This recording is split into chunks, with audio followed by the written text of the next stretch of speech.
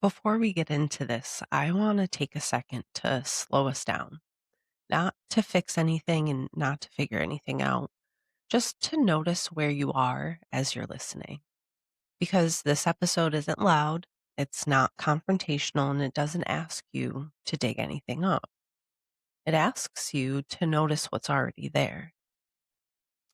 Most of us think the moments that change us are dramatic, big realizations, really hard conversations, these kind of explosions that force movement. But the truth is, the most important shifts usually happen before all of that. They happen in the spaces in between, right before you explain when you didn't need to, or right before you agree, even though something feels off. Maybe right before you start managing the room. And because those moments are subtle and because they don't wave neon flags, we tend to miss them until one day we don't. Once you recognize it, you're no longer moving blind. Welcome back to The Void and the Flame. I'm Rachel or Ray. Take a breath with me because today is not about fixing anything. It's just about noticing what's already there. There are stories that you were told, stories you watched, stories you absorbed long before you ever had language for what was happening. And most of them weren't evil. They weren't malicious and they weren't designed to hurt you. They were survival. And they were the rules you learned so you could stay safe in your own house, in your own body, and around the people that you depended on.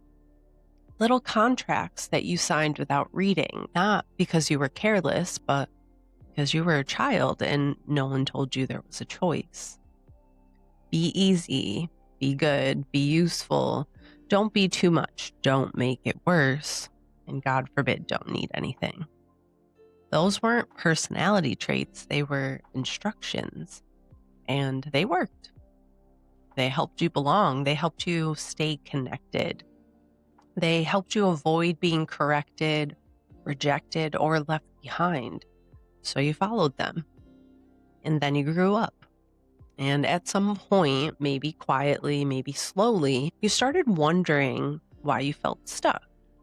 Why you could explain your patterns like a professional, name the trauma, trace the lineage, connect every dot.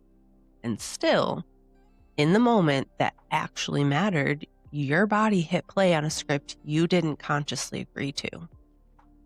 You ever catch yourself thinking, why am I like this? Like, you already know better. You've done the work. You have the insight. And yet, when you're stressed or triggered or tired, you default. And that's not because you're weak. And it definitely isn't because you're broken. And it has absolutely nothing to do with you failing at healing. But because at some point, a story kept you safe. And that story might have built you, but that doesn't mean it gets to run you forever. So today, we're talking about the stories that shaped you and the ones that you've outgrown. Not in a rewrite your life in 5 easy steps way. Not even in a motivational way. And not in a way that asks you to rip anything out of yourself. In a real way, a lived way, the kind of way where more than one thing can be true at the same time. A story can be understandable and still be inaccurate. A coping mechanism can be protective and still be costly. And just because something explains you doesn't mean it gets to excuse everything forever. So we're not here to shame the story. We're not here to fight it. And we're definitely not here to force it to disappear.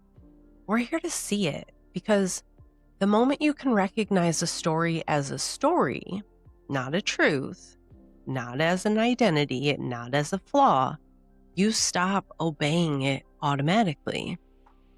And before we go any further, I want to anchor this to what we talked about last episode. Last time we explored the choice point, that tiny, almost invisible space where you pause and you realize you actually have options.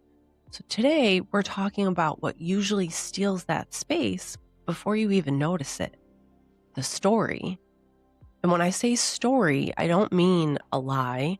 I don't mean you're making things up, and I don't mean you're being dramatic. I mean the meaning your nervous system assigned to what happened when you didn't have power. A story is the conclusion you came to when choice wasn't available. It's the rule your body learned. It's the role you stepped into so things would stay stable. And here's one way to tell the difference between story and truth. Truth is usually simple. Stories feel urgent. Truth says, that hurt. And a story says, and it means something about me. Truth says, I need a boundary.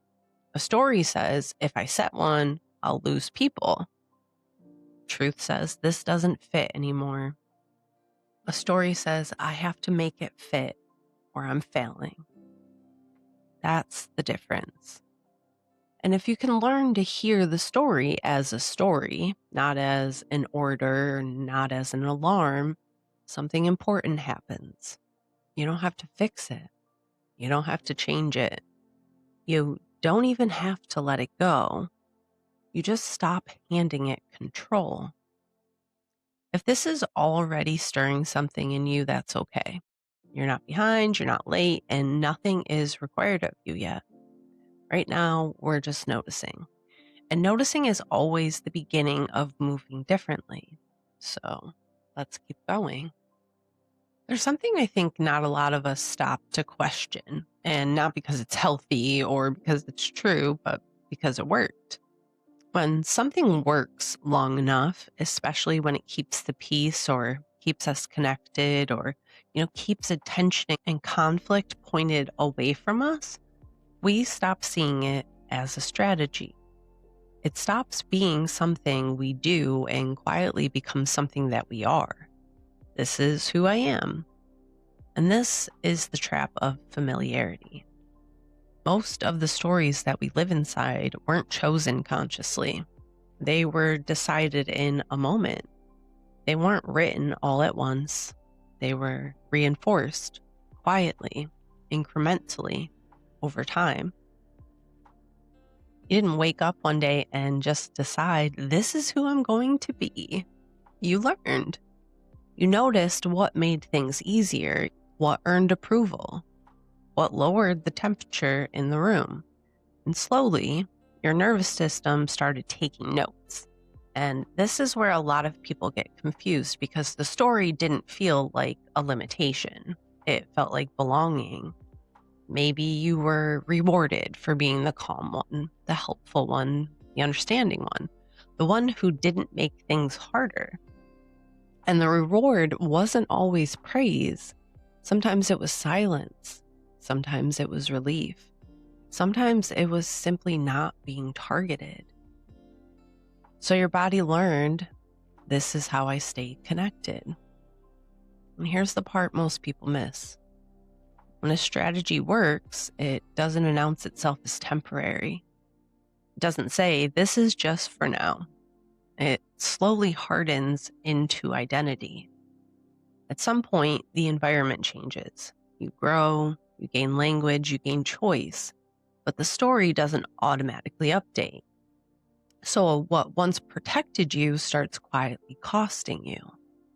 You still explain, even when no one asked. You still manage, even when it isn't yours. You still respond quickly, even when nothing is actually urgent. And when you feel that pull, it doesn't feel like a decision. It feels like instinct. It feels like this is just how I am. But this isn't identity. That's conditioning with a loyalty badge. Because the nervous system doesn't care whether something is true. It cares whether something reduces friction. And friction reduction can look a lot like maturity until you notice the cost. So let's slow this down for a moment. not to judge it, not to blame it, not to shame the strategy. Those stories were intelligent. They were adaptive. They did what they were supposed to do. The only question that matters now is this: is this still serving the life you're actually living? Not the life you survived. Not the life that you were rewarded for managing. The life that you're in today.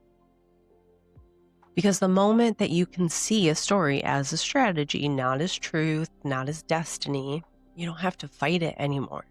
You just stop letting it decide for you. And that's where things begin to change.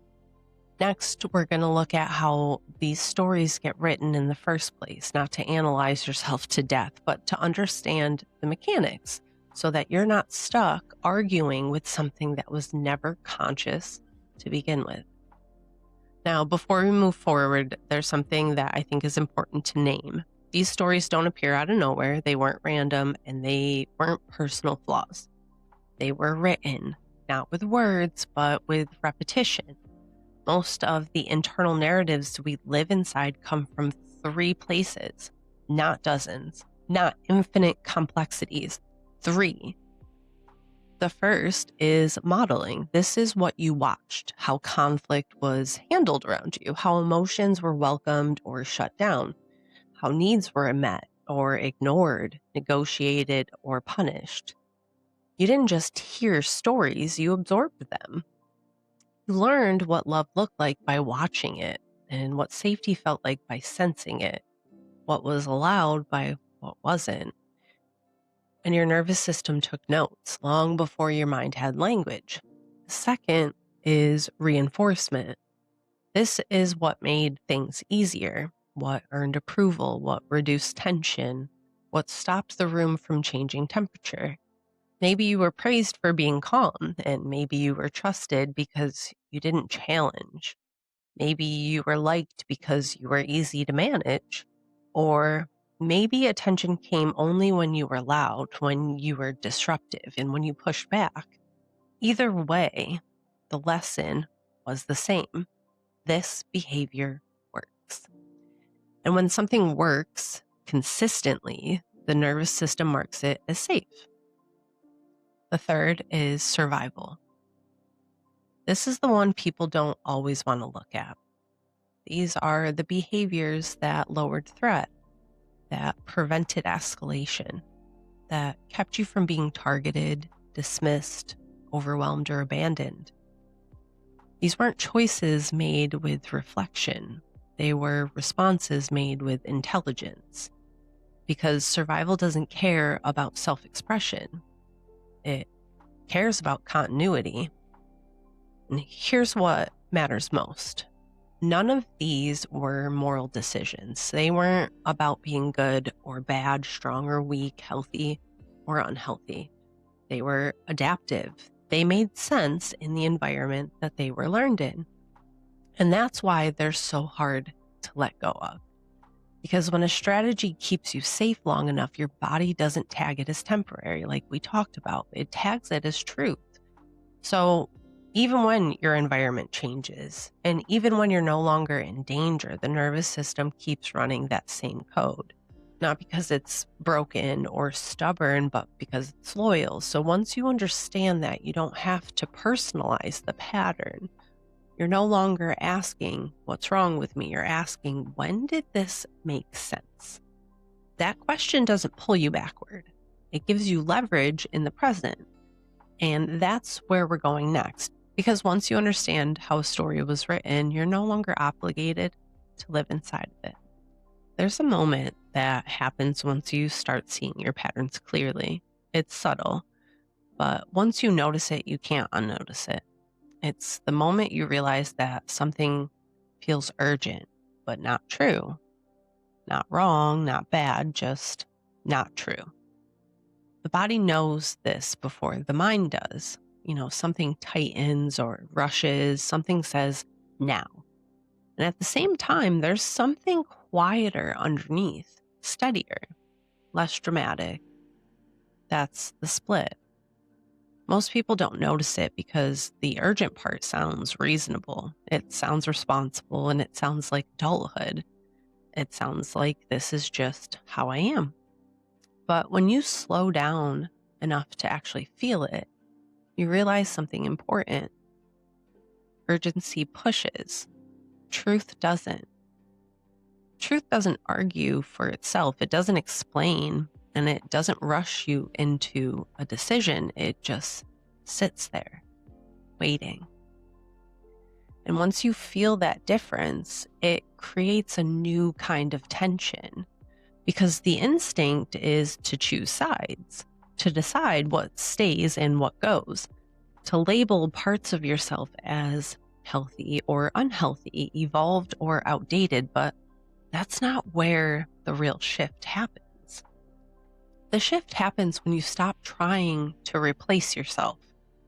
When you let two things be true at the same time, that the story made sense and that it doesn't fit anymore, that the role helped you survive and that it now costs you something, that you can still be kind, still be understanding and compassionate without disappearing.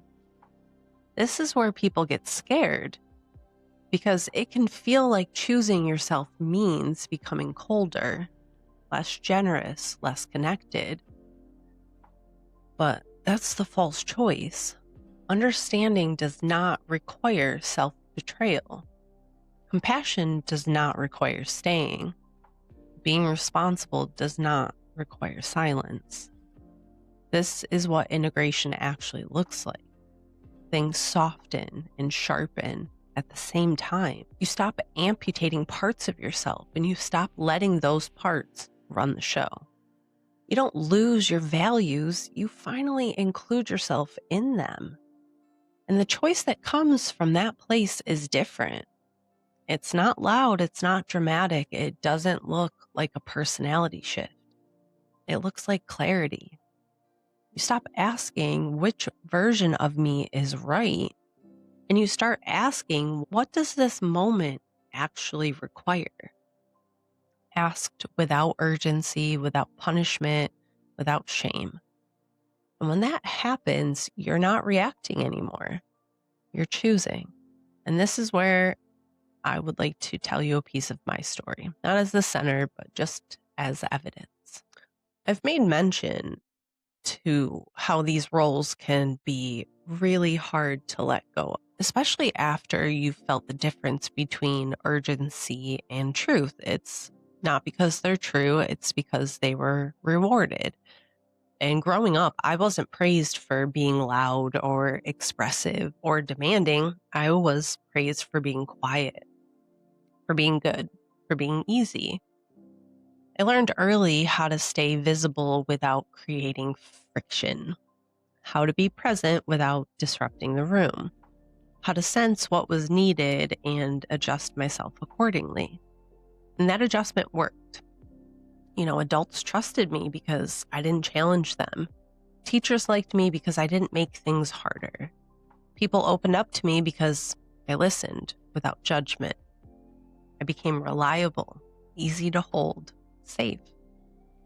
And slowly, without anyone ever saying it out loud, a message formed underneath all the praise. This is how you belong. Not by needing, not by interrupting, and not by taking up too much space, but by understanding, by accommodating, by being the one who could handle it. What's important to understand here is this. Nothing about that was accidental. That role didn't come from weakness. It came from intelligence. It was my nervous system learning the rules of connection, learning what reduced tension, what kept things stable. And when something keeps you safe long enough, you stop experiencing it as a strategy and you start calling it who you are. I'm just understanding. I'm low maintenance. I don't need much. That's how a role becomes an identity. Not always through trauma alone, but through reward. And once an identity is rewarded, questioning it can feel like a risk because If this is who I am, what happens if I stop? That question doesn't feel philosophical at first. It kind of feels dangerous. And the reason that it feels dangerous is because it is to systems, relationships, and dynamics that benefited from your self-containment. That's where the cost begins. Now, there's a part of this story that I feel like doesn't get talked about enough. Not the part about being capable and not the part about being understanding, not even the part about being good, but the part about what it costs to disappear quietly over time.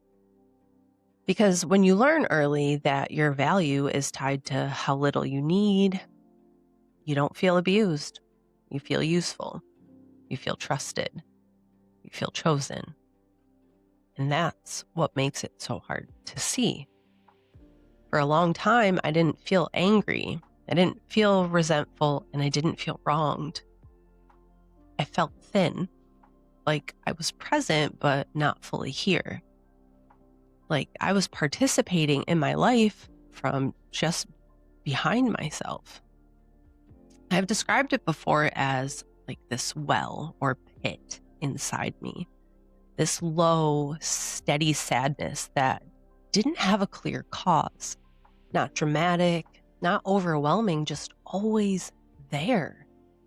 And the more that I sit with it now, the clearer it becomes. That sadness wasn't grief for something that happened. It was grief for me, for how often I made myself smaller so things would stay calm. For how often I chose understanding over being known or understood myself. For how often I let my needs stay unnamed because naming them felt disruptive. I learned how to be wallpaper, not invisible, that would be too obvious, but quiet enough that no one had to adjust around me, pleasant enough that no one had to reckon with my presence. And here's the part that matters. I didn't feel this loss all at once. It showed up after conversations, after conflict, after being reasonable, as depletion, as that feeling where you leave an interaction and you need time to recover, but can't quite explain why. My body knew long before my mind did, because your nervous system keeps a ledger. It remembers every time you swallow something that wanted to be said, every time you override an internal no to maintain external peace, every time you choose harmony at the expense of truth. Don't forget that. Your body doesn't let you. And the most disorienting part, I told myself this was maturity, that this was emotional intelligence, that this was just who I was. But now I see it more clearly. What I called being low maintenance was actually self-erasure dressed up as virtue. What I called being understanding was often just self-abandonment made polite. And there's no blame in that. I didn't do anything wrong. I adapted. I survived. I learned how to belong in the environments that I was in. But survival strategies don't automatically retire just because you've outgrown the condition that required them. That's the cost that people don't warn you about. Not that you'll suffer loudly, but that you'll suffer quietly and call it normal. Until one day, something in you starts asking a different question. Not why am I like this, but what does this cost me? And am I willing to keep paying for it? That question doesn't demand action. It doesn't demand confrontation. It just tells the truth. And once you feel that truth, like really feel it, you can't go back. Not because you want to be different, but because your body won't let you pretend anymore. I want to tell you about the moment I feel like was the first time I stopped disappearing. And I want to be careful here because this wasn't a dramatic moment. It was a quiet limit. Because when people hear taking up space, they often imagine something loud, a confrontation, a speech, a moment where everything finally comes out. That's not what this looked like for me. The first time I stopped disappearing didn't involve raising my voice.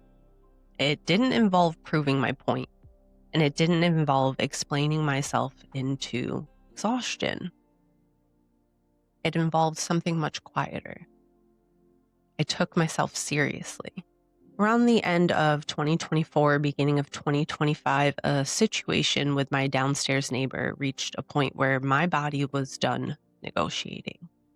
There had been conversations, clear ones. I had stated what I needed. I had named a boundary around my space. And when that boundary wasn't respected, not once, but repeatedly, I noticed something important. Continuing to engage wasn't going to bring resolution. It was going to bring more chaos. So I made a choice that was new for me. I didn't escalate emotionally. I escalated structurally.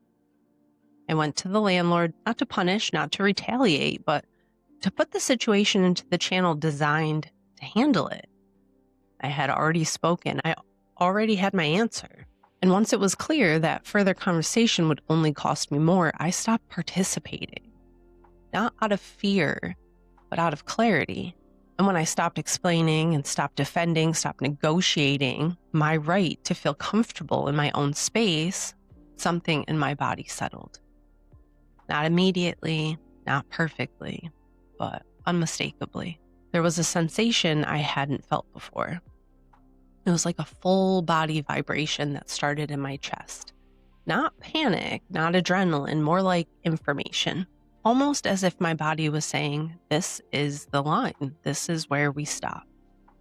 There was still fear, still anxiety, that's still familiar shakiness that comes with doing something new, but underneath it was something steadier. For the first time, my actions weren't organized around keeping the peace. They were organized around what I could actually live with. That moment didn't fix my life, but it changed the way that I related to myself inside conflict. And once that shift happens, it becomes very hard to disappear again. There's something I want to name here because this is where I feel like some people may get confused. So just for clarity purposes, when I talk about disengaging, I'm not talking about avoidance. I'm not talking about ghosting, and I'm not talking about quitting because something didn't go my way. Disappearing and disengaging are not the same thing. Disappearing is when you erase yourself so things stay calm. Disengaging is when you remove access because calm was never actually there. Disappearing comes from fear, and disengaging comes from clarity. And clarity doesn't need to announce itself. It doesn't need a speech and doesn't need agreement. And it doesn't need closure on demand. Here's the part that matters. I'm not opposed to resolution. I'm not opposed to conversations, but resolution requires willingness on both sides. And you do not owe repeated attempts when the pattern is already clear. At a certain point, continuing to explain yourself isn't maturity, it's self-abandonment. Choosing to disengage after you've already spoke, after you've already tried to be civil, after you've already named what you need isn't weakness. That's discernment. And I want to be very clear about something else, especially for anyone who learned that being good meant staying available. Ending access is not punishment. It's information. It's your nervous system saying, I've gathered enough data. You don't leave because you didn't get your way. You leave because you got your answer. And this is where I want to anchor something that matters deeply to me. I'm not sure that I said it loud enough last episode, but self-preservation isn't selfish. It's what happens when you stop confusing endurance with integrity. You're allowed to stop participating in what depletes you. You're allowed to choose structure over chaos, clarity over explanation, containment over constant repair.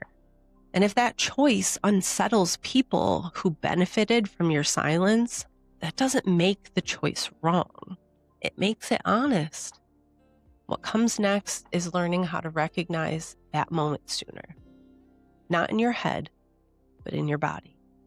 Before we end, I want to shift your attention away from the story for a moment.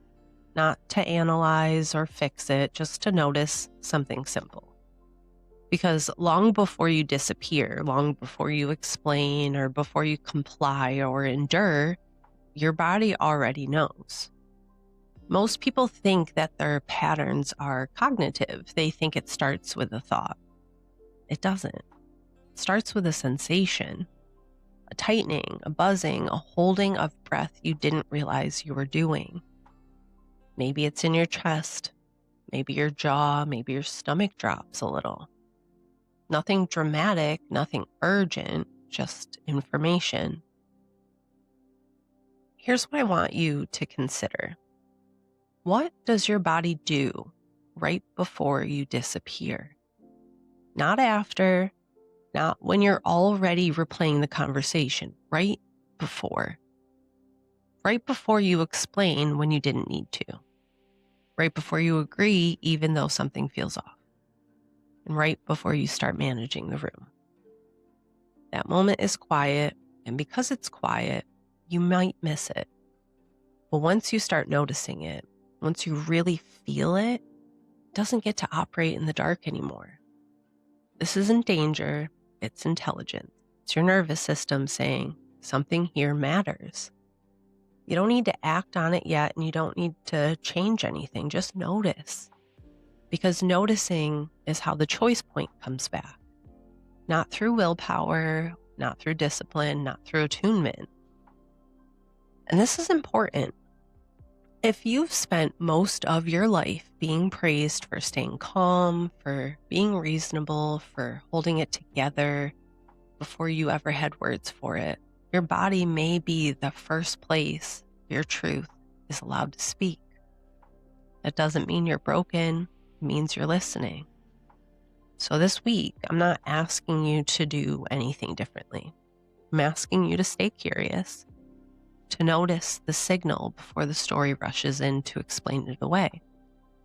Because in the next episode, we're going to talk about why the body remembers, what the mind tries to override, how tension forms, how survival organizes itself, and why your reactions aren't failures. They're messages. And you don't need to force awareness. It's already happening. You're just learning how to feel it before you disappear. Until next time, you don't need to solve this all at once. And always remember, you don't have to keep the fire lit alone.